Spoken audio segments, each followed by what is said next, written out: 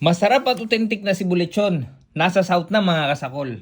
Ito yung lechon na masarap na mas pinasarap pa. Ito nga ay ang BJ's Cebu Lechon na located sa Milagrosa, Bukal Bypass Road, Bukal, Calamba, Laguna. Tapat lang ito mga kasakol ng McDonald's. Madadaanan nyo po ito kung papunta kayo ng Pansol. At ito naman ang presyo ng kanilang lechon. Ang maganda rito mga kasakol ay tapat sila sa kanilang customer. Dahil matapos maluto at mabalot, ito ang ginagawa nila. After namin magbalot ng lechon, kinikilo po namin para malaman ng customer kung ilang kilo siya kapag naluto. Kasi doon sa aming price list, nilalagyan po namin kung ilang kilo yung luto ng lechon. Okay. So ngayon kikilohin natin at okay. Ang order ng customer is 13 to 15 kilos. Kaso walang available na dumating na baboy. Ang meron kami is 17 kilos, pero ibibigay namin ng walang dagdag bayad. So, pabor sa customer kapag ganun. So, ibig mo sabihin, 17 kilos sa buhay. Yes, sir, sa buhay. Tapos pag naluto siya, nalechon na siya, Ito na po yung ang kilo niya. Pag halos naluto. 10 kilos. Yes, sir. Opo. Okay. Pero depende pa rin to sa baboy. Kasi minsan may baboy na kapag marami yung bituka niya, mas magliles yung timbang ng laman. Pagbusog. Minsan may ganun eh. Pag dumadating sa amin, busog yung baboy, ganun. Kaya minsan, umabot lang siya ng mga 8 or 9, ganun. Ganun ang kanyang resipo minsan. O di ba sure kayo mga kasakol dun sa binayaran ninyo? Hindi kayo madadaya sa timbang? Minsan, sumusubra pa nga, sabi ni ma'am. At isa pa sa nagustuhan ko sa lechon na ito mga kasakol ay hindi nyo na kailangan ng sauce dahil sagad sa buto ang lasa nito. Kaya kung kayo mga kasakol ay nasa Pansol at bigla nyong naisip maglechon, tumatanggap po ang BJ's Lechon ng rush order. Kaya sa mga gustong mag-order mga kasakol, ito ang kanilang FB page at saka yung kanilang cellphone number. Tumawag at mag-message lang po kayo diyan. Shoutout lang natin mga kasakol, si Sir Marky Monteiro. Ayan, shoutout po sa inyo. Mga kasakol, ano pang hinihintay natin? Tara, simulan na natin ang sakulan.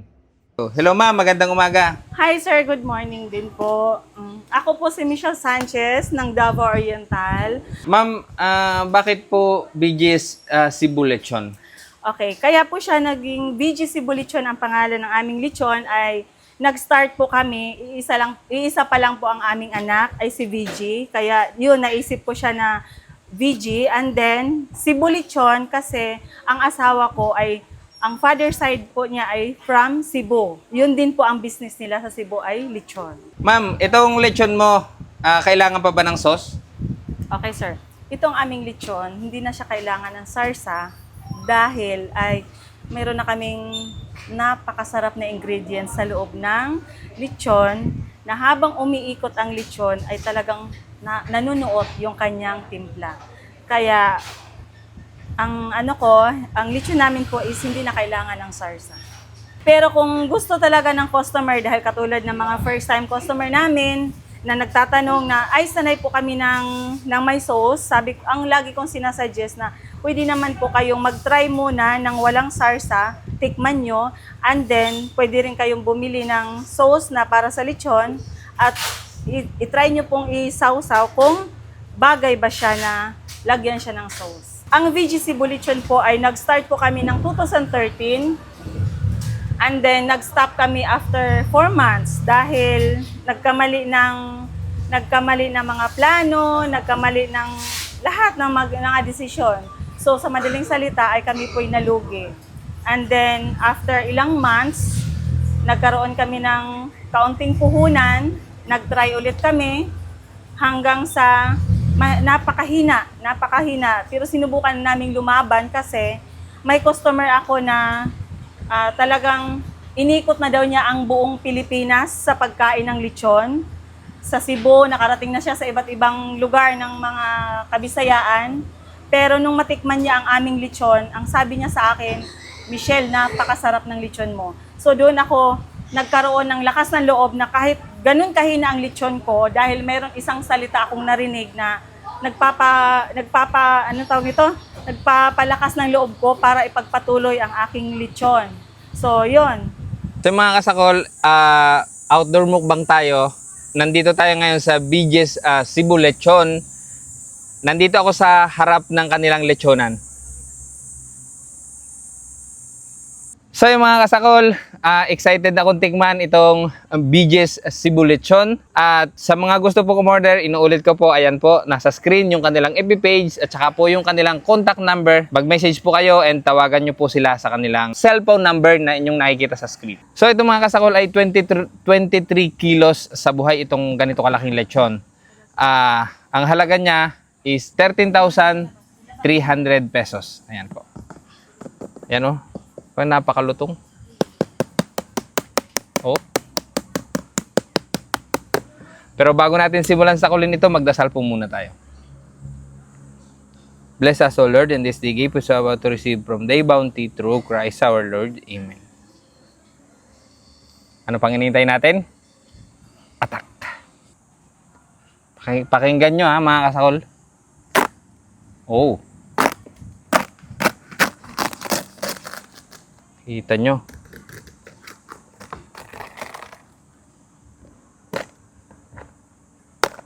Ay, grabe.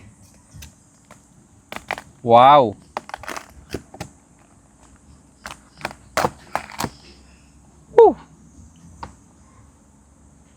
Sabi ni ma'am kanina dun sa intro, ito daw yung lechon na hindi na ninyo kailangan ng sauce. Dahil ito ay timplado na. Ito na, mga kasakol. Malutong ba?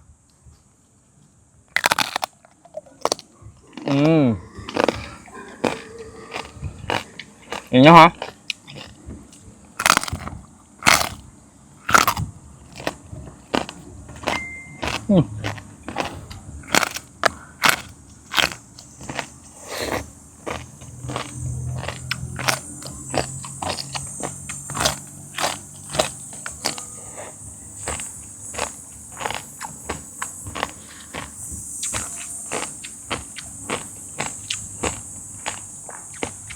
Tama si ma'am, yung timpla niya hanggang balat lasang-lasa. Buksan natin yung loob, tingnan natin kung anong meron.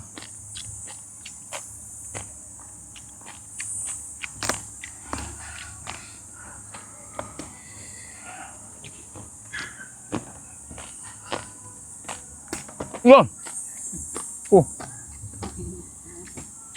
Bango.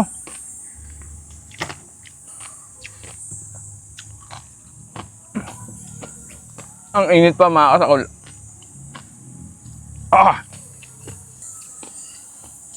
Hindi ko mahawakan mga kasakol. Kuha kang tissue.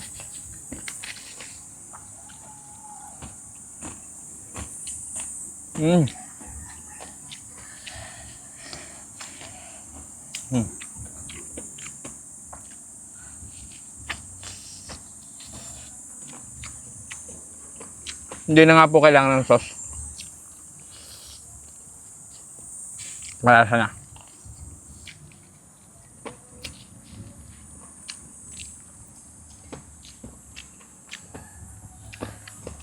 Kaya pag bibili kayo nito, huwag na kayo bibili ng sauce. Pero ako, lagi talaga ako gusto ko may suka pagka mga ganitong mga matataba. Meron ako ditong suka na maraming sibuyas. Ayan. Sausaw natin yan. Para at least may panlaban tayo sa taba.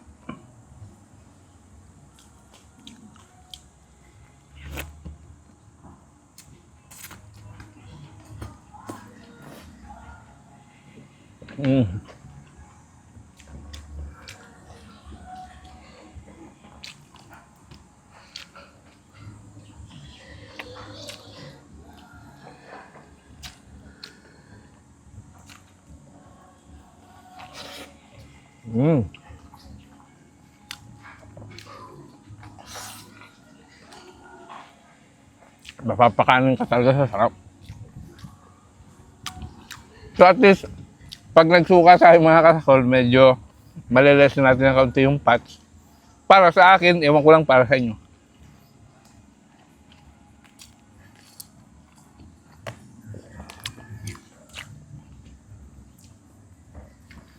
Tuturo ko sa inyo ngayon kung nasan yung pinakamasarap na part ng lechon. Pinakamalambot na laman at pinakamalasa. Ito. Grabe ang init. Whew. Maya-maya ko ipapakita sa inyo.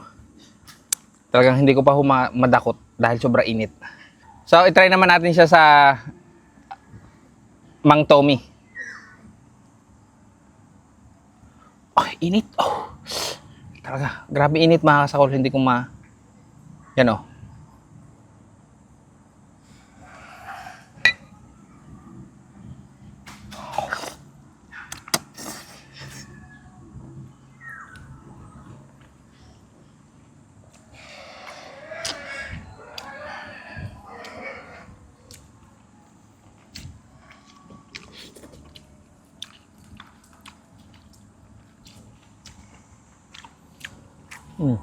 Okay din siya sa Mang Tomas, pero yung mismong lasa nung lechon, parang medyo nasasapawan.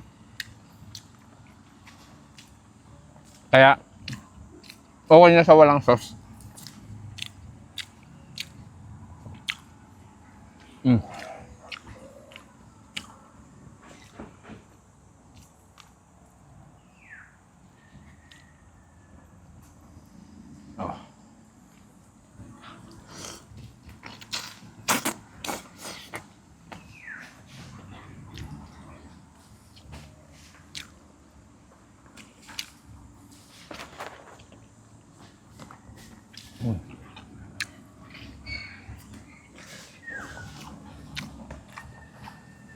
Ito yung pinaka-part na pinaka-masarap ang laman. Ito, oh. Kita nyo to. Yan. Ito, hihilahin mo to. Yan. Ito ho, yung pinaka-masarap at pinaka-malambot na laman ng lechon.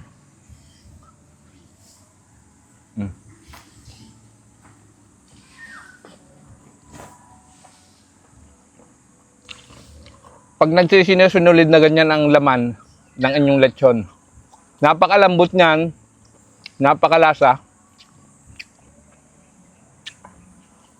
sarap. Sasawsukuli sa suka, makasuka talaga ako eh.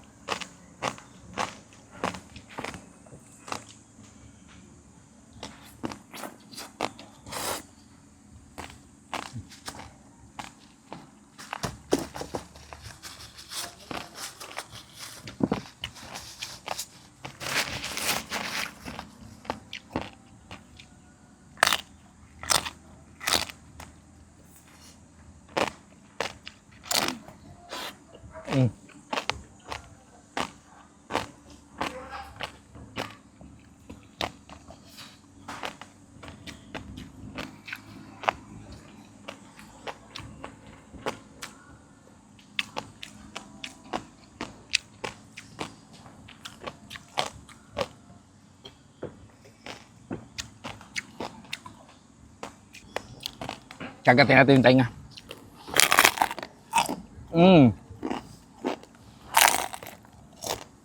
Grabe.